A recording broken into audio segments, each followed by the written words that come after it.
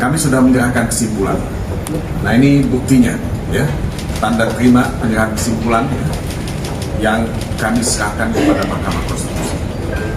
Sebagaimana kita ketahui, MK akan mengadakan sidang pada tanggal 22 April untuk membacakan putusan, ya, yang menyangkut sengketa Pilpres, ya, perselisihan atau permohonan PHPU yang kami ajukan, dan juga tentu yang diajukan oleh paslon 01.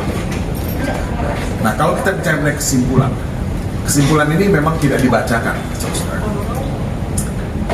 Tapi majelis hakim akan menggunakan kesimpulan ini sebagai bahan untuk membuat putusan yang akan dibacakan pada tanggal 20. Nah, sebagaimana kita ketahui, kami dalam permohonan PHPU, dan itu kami ulangi dalam kesimpulan yang kami sampaikan, setidaknya ada 5 kategori, ya, pelanggaran yang sangat prinsipil, ya, sangat menyolok terjadi pada proses Pilpres 2024 ini. Yang pertama adalah pelanggaran etika, ya, yang terjadi dengan kasat mata, dimulai dengan putusan MK nomor 90. Dan ini kalau kalian membaca keterangan Romo Magnis Suseno, itu sangat jelas dikatakan oleh Romo Magnis bahwa proses pencalonan yang melanggar etika berat itu adalah pelanggaran etika berat. Ini statement dari Romo Magnis Suseno. Nah, dari sana muncul pelanggaran yang kedua, yang kita sebut nepotisme, ya. Nepotisme ini dilarang dalam hukum positif kita. Ada TAP MPR yang melarang nepotisme, ada banyak undang-undang yang melarang nepotisme. Dan kalau kita melihat apa yang dilakukan oleh Presiden Jokowi, ya, mendorong anak dan menantunya, ya, itu adalah bagian dari nepotisme, membangun satu dinasti kekuasaan yang menurut kami, ya, melanggar etika seperti yang dikatakan oleh Romo Magnis Suseno. Nah, itu pelanggaran yang kedua. Yang ketiga apa? Yang ketiga itu adalah abuse of power yang sangat terkoordinir, sangat masif, dan ini terjadi di mana-mana. Nah, ini saya hanya mengulang, teman-teman saya di sini, kolega saya di sini juga akan bisa menambahkan banyak sekali pelanggaran-pelanggaran yang masif, ya, sebagai akibat dari abuse of power yang terkoordinir yang tadi saya kemukakan. Nanti saya akan jelaskan sebagian. Nah, pelanggaran keempat itu apa? Pelanggaran keempat itu adalah pelanggaran prosedural pemilu.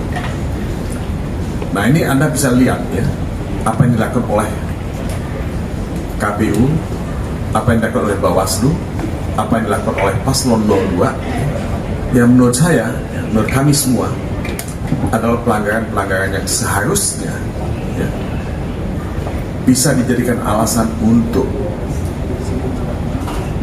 melakukan pemungutan suara ulang. Nah, yang terakhir adalah penyalahgunaan aplikasi IT di KPU. Yang kita lihat, ya, ujung-ujungnya menimbulkan kekacauan, kontroversi, dan ada yang mengatakan menimbulkan penggelembungan suara. Beberapa saksi, termasuk yang kemarin viral, keterangan dari Roy Suryo, itu bicara mengenai angka, ya, yang sangat besar, ya. Saudara Ali Maksum, ya, dia tidak menjadi saksi tapi bertemu dengan kami, dia menyebut angka lebih dari 50 juta, ya, angka siluman, ya, dalam DPP. Saudara Anas bicara mengenai 32 juta, ya, angka yang harus kita pertanyakan dalam dokumen, ya, C1 hasil. Jadi saudara-saudara, ini banyak sekali pelanggaran-pelanggaran yang kita bisa sebutkan, dan itu kita tuliskan dalam kesimpulan kita, Dan kalau Anda mau bicara lebih spesifik lagi, saya bisa sebut, ya, dan ini kita semua sudah ulang berkali-kali, politisasi bansos, ya, yang dilakukan terutama dalam 3 bulan terakhir menjelang pencoblosan. Memang ada 4 menteri yang dihadirkan, ya, oleh Mahkamah Konstitusi.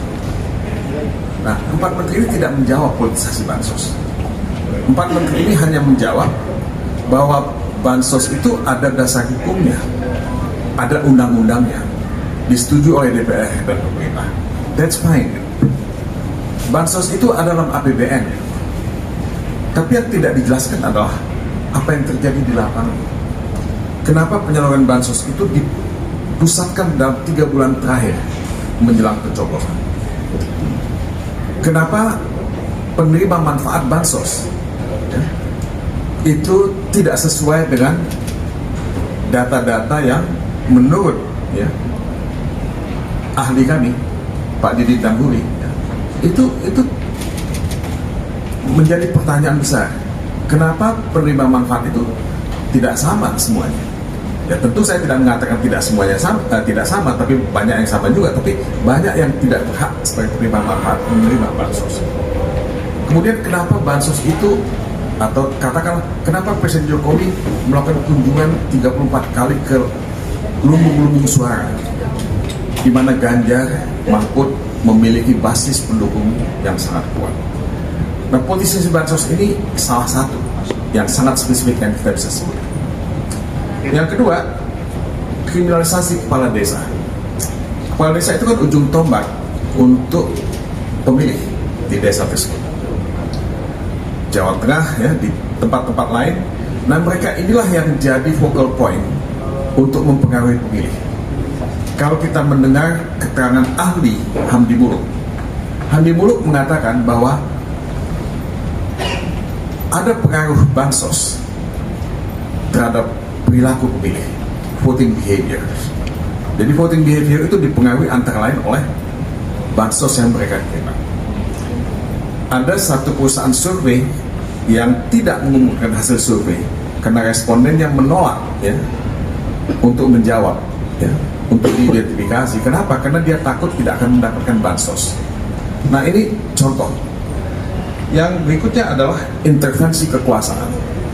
Nah, kami mendapat banyak sekali laporan mengenai intervensi kekuasaan, apakah itu dari pihak kepolisian, apakah itu dari pihak aparat Pemda setempat, ya, yang melakukan, ya, pendekanan.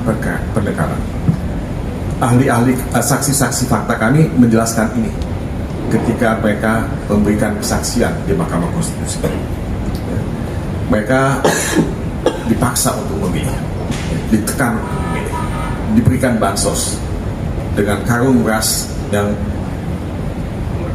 bulog, ya, tapi ada gambar Prabowo dan Gibran. Itu disampaikan. Jadi hakim Mahkamah Konstitusi tahu benar. Kemudian ketidaknetralan ASN ini diakui dan ada beritanya di media bahwa ASN itu tidak netral sama sekali. Ini seperti suasana Orde Baru gitu. Ketika Korpri menjadi bagian dari mesin politik Golkar untuk memenangkan pemilu pada waktu itu. Nah, ASN tidak menjadi bagian dari partai politik, tapi ASN bagian dari upaya untuk membangun dinasti, ya, kekuasaan yang ada di Indonesia ini.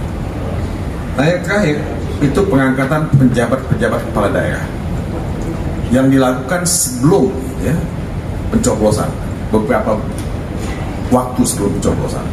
Nah, mereka ini juga menjadi ujung tombak dari mesin kekuasaan untuk melanggengkan kekuasaan dan membangun dinasti kekuasaan. Ya.